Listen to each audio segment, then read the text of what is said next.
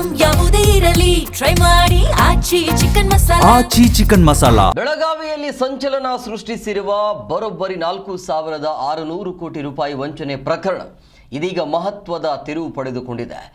ಶಿವಂ associates ಮಾಲೀಕ ಪ್ರಮುಖ ಆರೋಪಿ ಶಿವಾನಂದ ನೀಲಣ್ಣನವರ ಸೇರಿದ ಈ ಬ್ಯಾಂಕ್ ಖಾತೆಗಳನ್ನು ಈಗ ಸಿಐಡಿ ಪೊಲೀಸರು ಜಾಲಾಡಿದ್ದಾರೆ. ಬರೋಬ್ಬರಿ 250 ಕೋಟಿ ರೂಪಾಯಿ ನಗದು ಪತ್ತೆಯಾಗಿದೆ. ಬಂಧಿತ ಆರೋಪಿಯನ್ನು ಈಗ ಬೆಂಗಳೂರಿಗೆ ಕರೆತಂದಿರುವ ಸಿಐಡಿ ತನಿಖೆಯನ್ನು ಚುರುಕುಗೊಳಿಸಿದೆ. ಅದರ ಒಂದು ವರದಿ ನಿಮ್ಮ ಮುಂದೆ.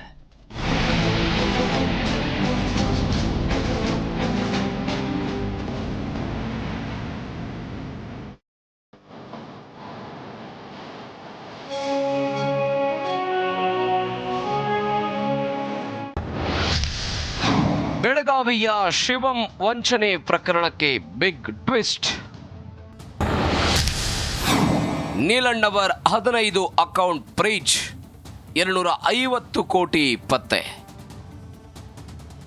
ಬೆಳಗಾವಿಯಲ್ಲಿ ಅಮಾಯಕ ಹೂಡಿಕೆದಾರರಿಗೆ ವಂಚಿಸಿದ 4,600 ಕೋಟಿ ರೂಪಾಯಿ ಹಗರಣದ ತನಿಖೆ ಇದೀಗ ಭರದಿಂದ ಸಾಗ್ತಿದೆ. ಶಿವಂ ಅಸೋಸಿಯೇಟ್ಸ್ ಮಾಲೀಕ ಶಿವಾನಂದ್ ನೀಲಣ್ಣವರನ್ನ ವಶಕ್ಕೆ ಪಡೆದಿರುವ ಸಿಐಡಿ ಅಧಿಕಾರಿಗಳು ಆತನ ಜನ್ಮ ಜಾಲಾಡ್ತಿದ್ದಾರೆ.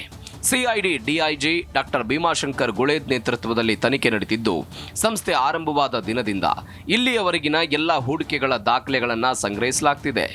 ಈ ಭರ್ಜರಿ ಕಾರ್ಯಾಚರಣೆಯ ವೇಳೆ ಸಿಐಡಿಗೆ ಬೃಹತ್ ಬೇಟೆಯೊಂದು ಸಿಕ್ಕಿದೆ. ನೀಲಣ್ಣವರ ಹೆಸರಲ್ಲಿದ್ದ 5 ಬ್ಯಾಂಕ್ಗಳ ಒಟ್ಟು 15 ಅಕೌಂಟ್ಗಳ ಮೇಲೆ ಕಣ್ಣಿಟ್ಟಿದ್ದ ಅಧಿಕಾರಿಗಳು ಇದೀಗ ಆ ಎಲ್ಲ ಖಾತೆಗಳನ್ನು ಫ್ರೀಜ್ ಮಾಡಿದ್ದಾರೆ. ಅಚ್ಚರಿ ಎಂದರೆ ಈ ಖಾತೆಗಳಲ್ಲಿ ಬರೋಬ್ಬರಿ 250 ಕೋಟಿಗೂ ಅಧಿಕ ಹಣ ಇರೋದು ಬೆಳಕಿಗೆ ಬಂದಿದೆ.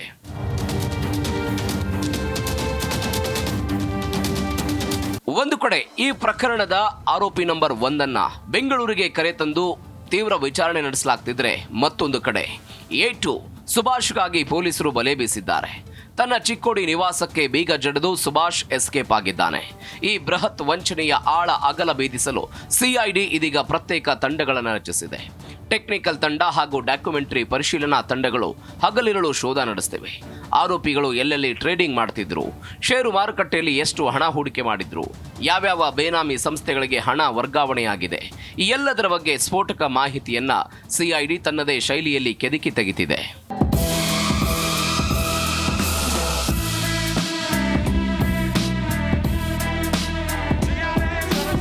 ಒಟ್ನಲ್ಲಿ ಶಿವಂ ಅಸೋಸಿಯೇಟ್ಸ್ ಹೆಸರಿನಲ್ಲಿ ಸಾವಿರಾರು ಕೋಟಿ ರೂಪಾಯಿಗಳನ್ನು ಕಬಳಿಸಿ ಕಾನೂನನ್ನ ಗಾಳಿಗೆ ತೂರಿದ ಕರಾಳ ಜಾಲವನ್ನು ಭೇದಿಸಲು ಸಿಐಡಿ ಹಗಲಿರುಳು ಶ್ರಮಿಸುತ್ತಿದೆ.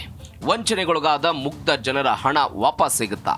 4,600 ಕೋಟಿಯ ಹಿಂದೆ ಇನ್ಯಾರ್ಯಾರ ಕೈವಾಡವಿದೆ ಅನ್ನೋದು ಮುಂದಿನ ತನಿಖೆಯಿಂದಷ್ಟೇ ಸಂಪೂರ್ಣವಾಗಿ ಬಯಲಾಗಬೇಕಿದೆ. ಸುನೀಲ್ ಮುಂಜಾಲೆ, ಜೀ ಕನ್ನಡ ನ್ಯೂಸ್, ಬೆಳಗಾವಿ.